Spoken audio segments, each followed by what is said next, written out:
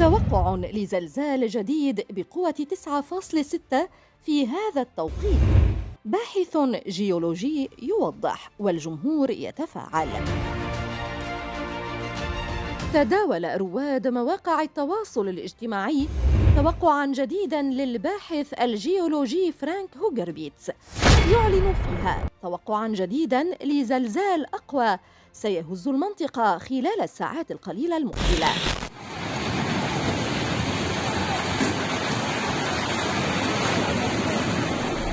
وتناقل المتابعون تغريدة نسبت لهوغربيتس جاء فيها أن زلزالاً بقوة أكبر سيضرب المنطقة مجدداً، وقال: من المتوقع حدوث زلزال آخر يوم 7 شباط 2023 الساعة 4 بتوقيت غرينتش، وهذه المرة ستبلغ قوته 9.6 درجة على مقياس ريختر جنوب وسط تركيا والأردن وسوريا.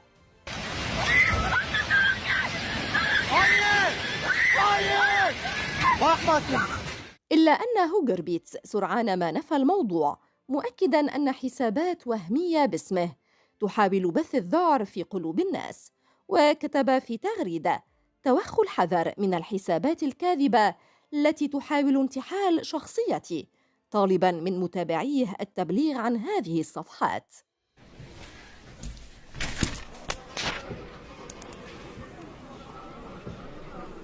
وكان علق الباحث الجيولوجي فرانك هوغربيتس على حدوث الزلزال تركيا بعد أن كان قد توقع حدوثه منذ أيام، وكتب فرانك في تعليقه بما معناه: قلبي مع كل من تأثر بالزلزال الذي ضرب تركيا. وتابع: كما توقعت منذ أيام، عاجلاً أم آجلاً هناك زلزال سيضرب هذه المناطق مثل ما حصل عام 115 و526.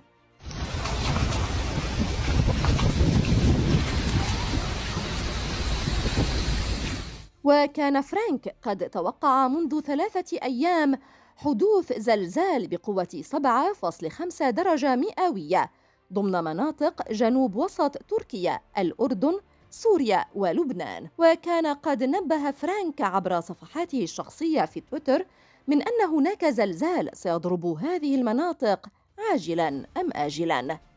يذكر أن زلزالاً مدمراً كان قد ضرب تركيا وأثر على الدول المجاورة بقوة 7.8 درجات على مقياس ريختر وعلى عمق حوالي 17.9 كيلومتراً وفقاً لهيئة المسح الجيولوجي الأمريكية.